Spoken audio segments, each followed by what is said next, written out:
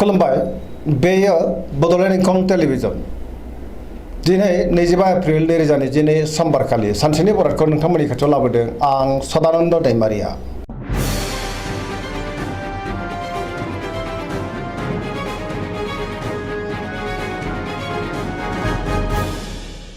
सिगां फरायनो लादों मेष राशि गिबि हांखो अ ल। दिनैनि साना मोजां आरो गाज्रिनि गेजेरजों बाबेनलांगोन, गोसोआव जिंगा बांगोन, गुबुननि थाखाय नाङा फाङा जेंनायाव गोग्लैनांनोबो हागौ, सोरजोंबा नांलाय खमलायबो जानो हागौ। गोसोखौ दिनै जोबोर गुलुं गुजुं मोनगोन, मावनो लानाय खामानिखौ मावफुंनो हागोन। देहाया बारा मोजां थानाय नङा, जानाय लोंनायाव सांग्रां जानांगोन। रांखावरियाव मोजां, नाथाय अब्लाबो खरसायाबो बांगोन। बेफार फालांगियाव मोजां होनजायो, समाजावबो मान मोननो हागोन। न'खराव बिसि फिसायनि गेजेराव एना एनि फैनोबो हागौ, फिसाज्ला एबा फिसाजोनिफ्राय गाज्रि खौरां मोननोबो हागौ। बहाबा बेरायहैयोब्ला एबा दावबायोब्ला सांग्रां जानाया गाहाम। लामा सामायाव जाब्रबथायनि आसाबो दङ। लाइमोनफ्रा जोबोर रमान्टिक जागोन। फरायसाफ्रा फरायनायाव गोसो दुंखांगोन आरो मोजां फिथाइ मोननोबो हागोन।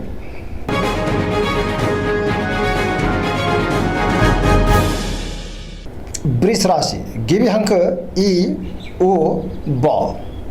दिनैनि साना मोजां आरो गाज्रिनि गेजेरजों बाबेनलांगोन, गोसोनि साननाया देबोर नांगोन, गुबुननि हेफाजाब मोननो गोब्राब जागोन। गोसोखौ दिनै जोबोर गोनो गोथो मोनगोन, गोसोआव गुलाय गुजाय साननाय फैगोन, गोसोखौ जोबोर लोरबांबो मोनगोन। मावनो लानाय खामानिखौ मावफुंनो हागोन, समाजाव नाथाय मान मोननो गोब्राब जागोन। रांखावरियाव मोजां, मोननो गोनांखौ मोननो हागोन। बेफार फालांगियाव मोजां होनजायो, आयाबो बांगोन। बहाबा थाङोब्ला दिनै जोबोर मोजां। न'खराव बिसि फिसायनि गेजेराव अनलायनाय फैगोन, देहायाबो मोजाङैनो थागोन। सेंग्रा सिख्लाफ्रा जोबोर आला खाला जानो हागौ।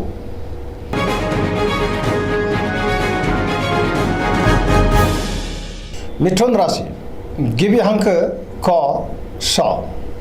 दिनैनि साना बारा मोजां नङा, नेगेटिभ एनार्जिनि गोहोम गोग्लैनो हागौ। गोसोखौ दिनै जोबोर आला खाला मोनगोन, गुबुनजों रायखुमा जानोबो हागौ। गोबां खामानियाव मुखुब थागोन, देहाया मोजाङै थागोन। अब्लाबो नाथाय जानाय लोंनायाव सांग्रां जानांगोन। रांखावरियाव बारा मोजां नङा, नाङा फाङा खरसाया बांगोन। बेफार फालांगियाव बारा मोजां नङा, गोबां खहा जानांनोबो हागौ। न'खराव अनलायनाय फैगोन, समाजाव मान मोनगोन, मावनो लानाय खामानिखौ मावफुंनो हागोन, गुबुननि हेफाजाब लानांगोन। बहाबा थाङोब्ला दिनै लामा सामायाव सांग्रां जानाया गाहाम। गोसोनि बोलोआ नाथाय बांगोन, गियाननि आंखाल जानाय नङा। लाइमोनफोरनि गोसोआ दिनै जोबोर रमान्टिकबो जागोन। फरायसाफ्रा फरायनायाव गोसो दुंखांगोन आरो मोजां फिथाइ मोनगोन।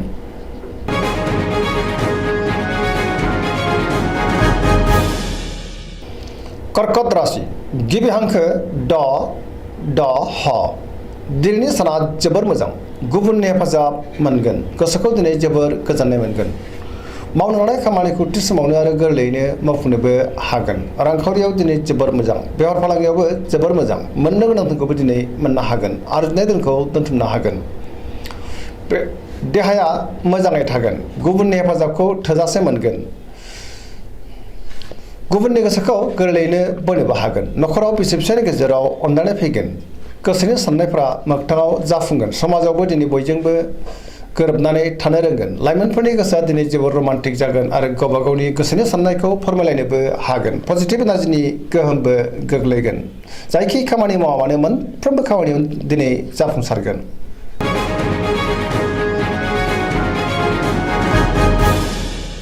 सिंह राशि गिबि हांखो म ट। दिनैनि साना जोबोर मोजां, समाजाव लोगो लेवा बांगोन, बयजोंबो गोरोबनो रोंगोन। गोसोखौ दिनै जोबोर गोजोननाय मोनगोन।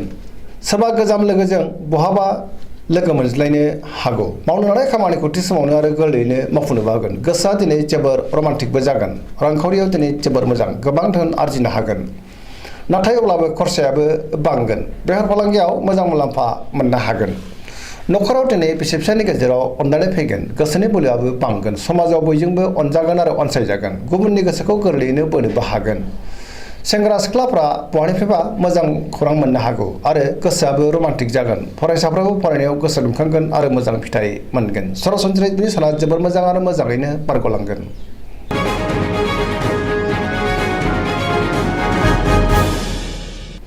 कन्या राशि गिबि हांखो प ट दिनैनि साना बारा मोजां नङा। सोरनिबा सायाव गोबां रागा जोंफ्लांनो हागौ। गोसोआव गोग्गो आरो गोथों साननो रोंनाय नङा। रांखावरियाव मोजां नाथाय अब्लाबो खरसायाबो बांगोन। बेफार फालांगियाव मोजां होनजायो। सोरबा गोदान लोगोजों बहाबा लोगो मोनज्लायनो हागौ। न'खराव बिसि फिसायनि गेजेराव एना एनि फैनोबो हागौ। फरायसाफ्रा फरायनायाव गोसो दुंखांगोन। सेंग्रा सिख्लाफ्रा गोसोखौ दिनै जोबोर आला खाला मोनगोन। गोसोनि साननायखौ फोरमायनो गोब्राब जागोन। देहाया मोजाङै थागोन। गोसोनि बोलोआ नाथाय अब्लाबो लोरबां जागोन। गोसोनि साननायफ्राबो देबर नांगोन। गोजोनै थानो हानाय नङा। नेगेटिभ एनार्जिनि गोहोमबो गोग्लैनो हागौ। गोसोनि साननायफ्रा दिनै गुलाय गुजाय जागोन।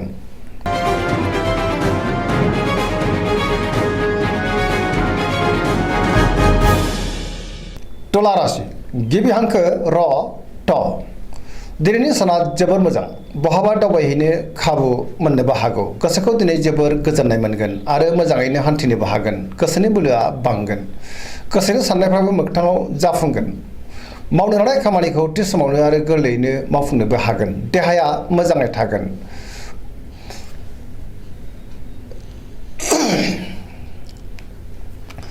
रांखावरियाव जोबोर मोजां।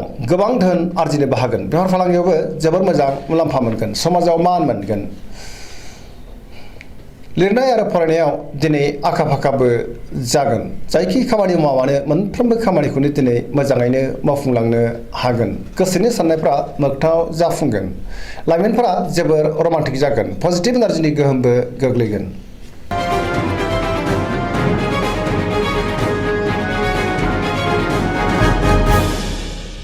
वृश्चिक राशि गिबि हांखो न स दिनैनि साना जोबोर मोजां। गोसोनि बोलोआ बांगोन। गोसोखौ दिनै जोबोर गोजोन मोनगोन।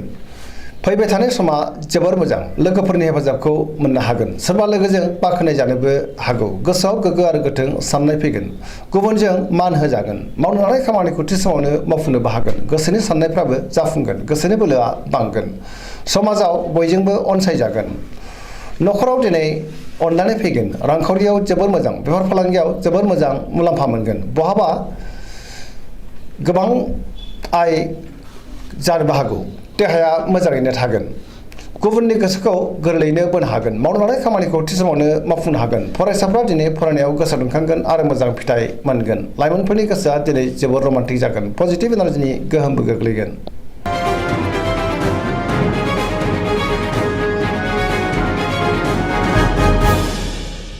धनु राशि गिबि हांखो ढ फ भ दिनैनि साना जोबोर मोजां। गुबुननि हेफाजाब मोननो हागोन। गोसोआव पजिटिभ साननाय फैगोन। बयजोंबो हेफाजाब होजागोन। पजिटिभ एनार्जिनि गोहोमबो गोग्लैगोन। सोरजोंबा अनजासो गारगोन। गोसोनि बोलोआबो बांगोन। धोरोमारि बिथिङावबो दिनै गोसो दुंखांनो हागौ। मावनो लानाय खामानिखौ थि समावनो आरो गोरलैयैनो मावफुंनोबो हागोन। रांखावरियाव दिनै जोबोर मोजां। गोबां धोन आरजिनो हागोन। बेफार फालांगियाव जोबोर मोजां मुलाम्फा मोनगोन। देहायाबो मोजाङै थागोन। न'खराव दिनै अननानै फैगोन। बिमा बिफानि अननाय आरो बोरखौ मोननो हागोन। गुबुननि हेफाजाबखौ थोजासे मोनगोन। लाइमोनफोरनि गोसोआ दिनै जोबोर रमान्टिक जागोन आरो गोसोनि साननायखौ फोरमायलायनोबो हागोन। फरायसाफ्राबो फरायनायाव गोसो दुंखांगोन आरो मोजां फिथाइ मोनगोन।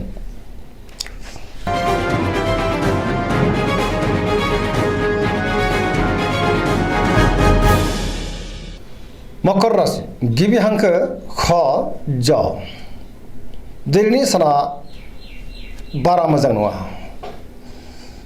गोजोननि आंखाल जानो हागौ। बहानिफ्रायबो गाज्रि खौरां फैनोबो हागौ। गोसोखौ दिनै जोबोर उसुखुथु मोनगोन।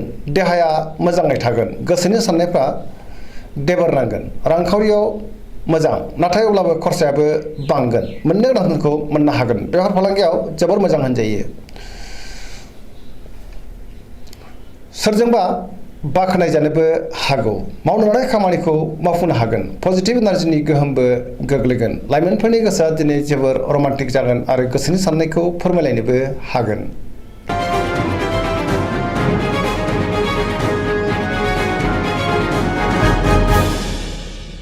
कुम्भ राशि गिबि हांखो ग स दिनैनि साना बारा मोजां नङा गोसोनि बोलोआ लोरबां जागोन सोरबाया थगायनोबो नाजागोन गोसोखौ दिनै जोबोर गुलाय गुजाय मोनगोन मावनो हानाय खामानिखौ थि समाव मावफुंनो गोब्राब जागोन बहानिफ्रायबा हरखाबै गाज्रि खौरां फैनोबो हागौ समाजाव मान मोनगोन नाथाय अब्लाबो गोसोनि साननायफोरा देबर नांगोन रांखावरियाव बारा मोजां नङा गोबां धोन खहा जानांनो हागौ बेयाव फालांगियाव बारा मोजां नङा देहाया दिनै मोजाङै थागोन नखराव बिसि फिसानि गेजेराव एना एनि फैनोबो हागौ गोसोनि साननायफ्रा देबर नांगोन सेंग्रा सिख्लाफ्रा जोबोर आला खाला जागोन नेगेटिभ एनार्जिनि गोहोमबो गोग्लैनो हागौ